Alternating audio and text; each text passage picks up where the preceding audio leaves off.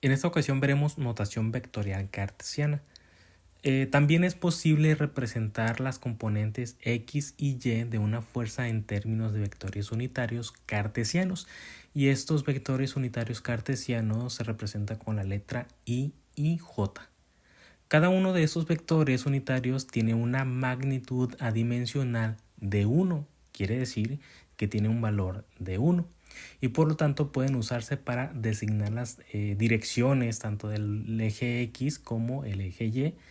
Y bueno, como la magnitud de cada componente de f es siempre una cantidad positiva, la cual representa por los escalares positivos tanto en el fx como fy, entonces podemos expresar como f como un vector cartesiano y por lo tanto la ecuación quedaría como f va a ser igual a la fuerza en x multiplicado por ese valor de i más la fuerza en y multiplicado por ese valor de j. Después tenemos resultante de fuerzas coplanares. Aquí podemos utilizar cualquiera de los dos métodos para determinar la resultante de varias fuerzas coplanares. Para hacer esto, cada fuerza se divide primero en sus componentes tanto en X como Y y luego las componentes respectivas se suman con álgebra escalar, puesto que son, pues digamos, colineales que se encuentran sobre la misma recta. La fuerza resultante se forma entonces al sumar las componentes resultantes mediante la ley del paralelogramo. Por ejemplo, si yo tengo tres fuerzas y si esas tres fuerzas yo las descompongo aplicando la ley del paralelogramo, si nosotros analizamos la fuerza 1, esa fuerza 1 va a tener valores.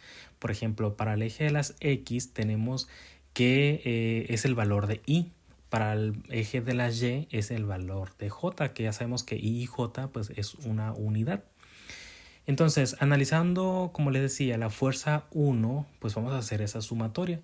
Y la siguiente ecuación va a quedar, fuerza 1 va a ser igual a ¿qué? Pues a la sumatoria de la fuerza 1 en X por I más la fuerza 1 en Y por J. Lo mismo va a pasar con la fuerza número 2. Pero la fuerza número 2, el valor negativo aquí va a ser X, por si digamos que se encuentra hacia esta dirección. Por lo tanto, va a ser menos F2X por I más F2Y de J. Por lo tanto, esa fuerza 2 en Y o fuerza 2Y en J pues va hacia arriba, es un valor positivo. Y la fuerza número 3 pues sería la fuerza 3X por I, o sea el valor de I menos como ese valor de Y va hacia abajo pues va a ser negativo y por lo tanto va a quedar como menos F3Y de J. Y de esa manera nosotros podemos encontrar el valor de esa resultante aplicando esta misma ley del paralelogramo. Ya una vez teniendo las tres fuerzas, ahora hay que calcular esa fuerza resultante. Por lo tanto, yo puedo expresar como en esa primera ecuación la fuerza resultante pues en la sumatoria de las tres fuerzas. Y ya sabemos cuánto vale las tres fuerzas que lo acabamos de calcular en la diapositiva anterior. Por lo tanto, si yo desgloso, me va a quedar esta siguiente ecuación, que la fuerza resultante va a ser igual a ¿qué? Pues a 1 de X por I más F1 de Y por J menos y así sucesivamente por cada uno de los valores que determinamos en la diapositiva anterior.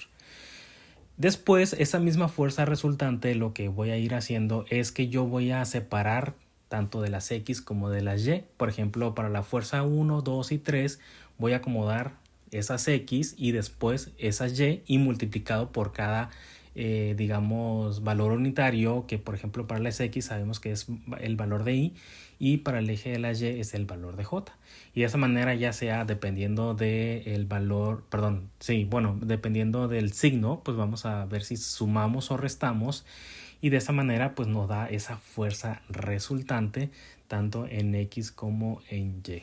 Y bueno, ya una vez nosotros si utilizamos una notación escalar, tenemos que si nosotros agarramos un valor positivo hacia el lado derecho, vamos a ver que para la fuerza resultante en X vamos a tener, pues por ejemplo, F1X menos F2X más Fx3. Y si nosotros agarramos para el eje de las y como un valor positivo hacia arriba, por lo tanto la fuerza resultante en y va a quedar de la siguiente manera.